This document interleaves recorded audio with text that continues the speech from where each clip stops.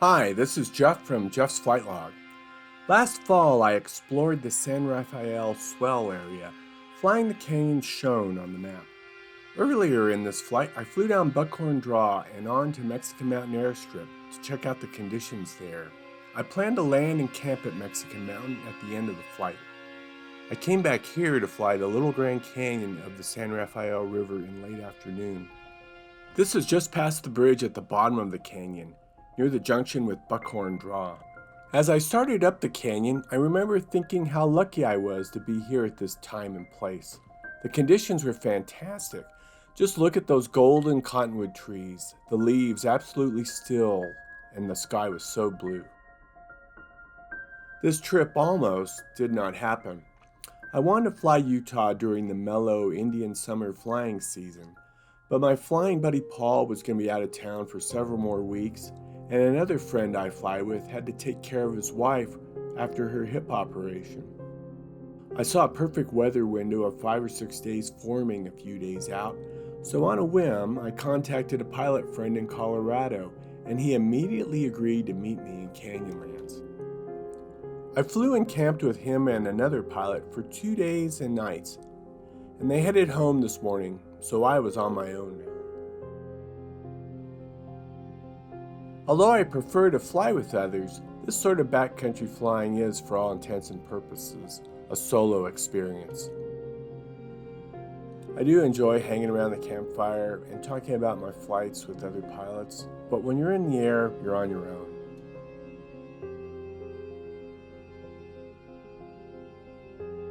I did not know much about this canyon, the Little Grand Canyon, but with a name like that, how can you go wrong? I did know that a river flowed the entire length of the canyon, and since I had never heard of a towering waterfall on this stretch of the river that would surely be a major scenic attraction, I knew my path would not be blocked by a huge wall of rock ahead. As long as I stayed over the main channel of the river, I would be safe.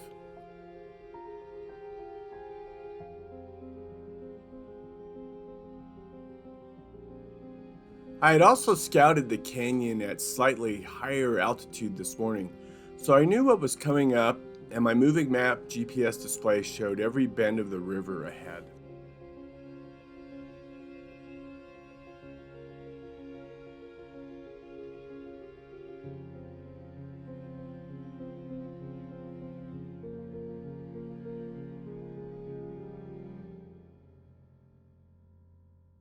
I wondered about this side canyon on the left.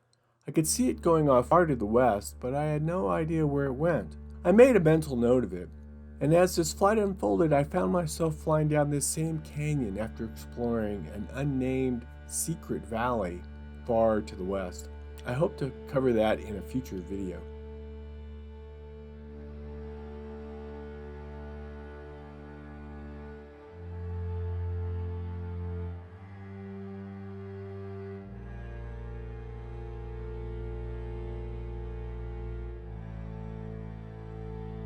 My trike likes to fly slow. For most of this flight, my airspeed was only around 50 miles an hour, but the slow flying speed gives my trike great maneuverability. I could do a 180 and turn around at nearly any point along the canyon. Also, the slow speed gives my trike a great climb angle, so as long as I'm able to see a clear path ahead, I could easily hop over any hairpin turns or simply climb out of the canyon altogether if necessary.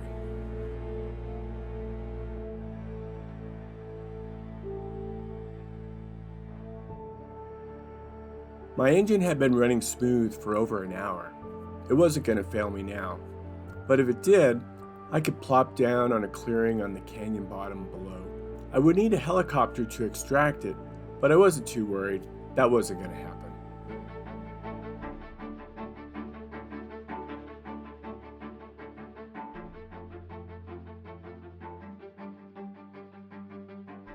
The only real concern I had was dealing with swirling winds down in the canyon, and that's why I delayed flying here until late in the day, when all would be smooth and calm. There was a 1 in a million chance that some other plane or helicopter was flying down the canyon, but I was on guard for that. And that's what strobes, transponders, and ADS-B displays are for. I was on full alert cruising up the canyon, but this flight was becoming one of the purest flying adventures I had ever experienced. A dreamlike sensation as I watched these unbelievably beautiful canyon walls stream by, following one bend of the river after another.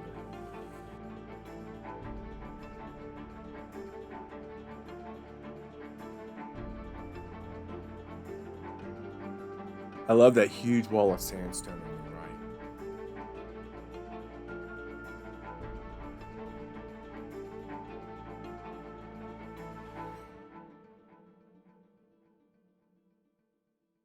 I half expected to see someone camped along the canyon bottom, but there was no trace of anyone today.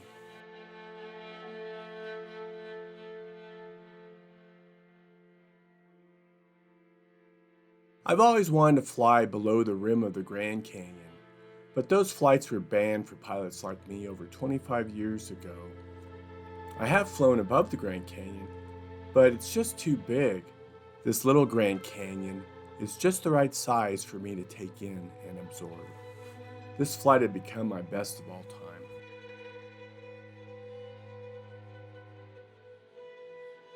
This is so amazing here. It reminds me of Zion Canyon, another place with a no-fly zone for low-altitude flights. I felt really lucky to find such a beautiful place that I can fly in.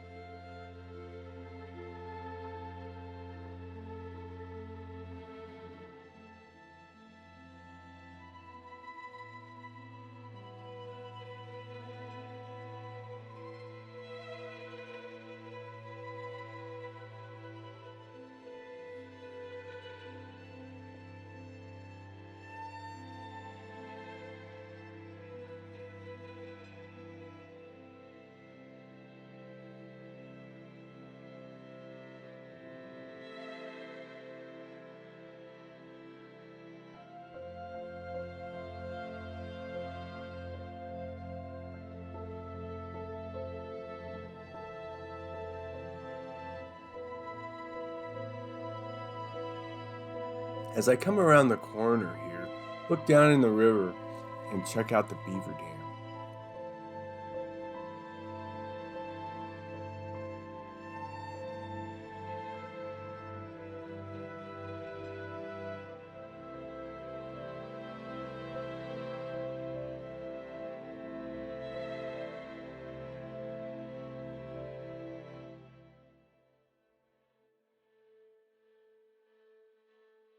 At times, the canyon walls did seem to close in a little, but I found if I kept my altitude just above the inner gorge, I had plenty of room to fly around in, and I could just hop over the thrashing turns of the river at the bottom of the canyon.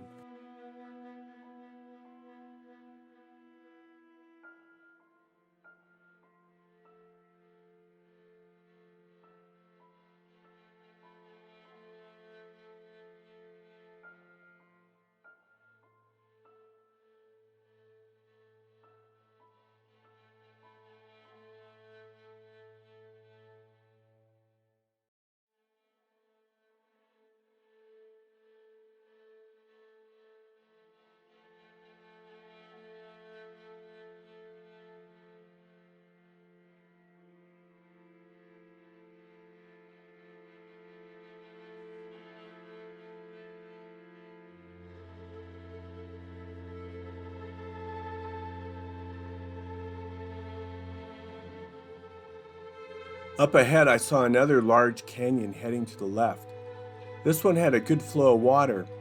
I wanted to fly up there, but I wasn't sure the path was clear, so I decided to continue up the main canyon to where it dwindled away, then climb up and circle back to inspect the side canyon from above and make sure it had a clear, flyable path.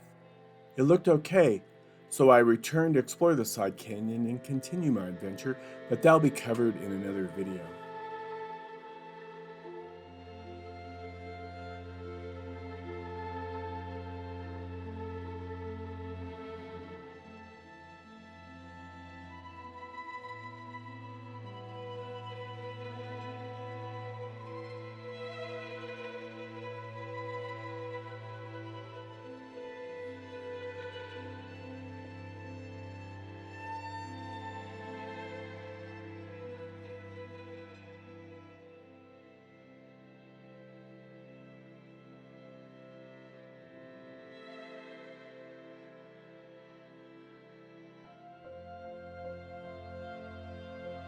I hope you liked this trip. Please note I made an alternate version of this video without narration. Please share this video with your friends and leave a comment if you like it, and come back here for more of my trike flying adventures at Jeff's Flight Log.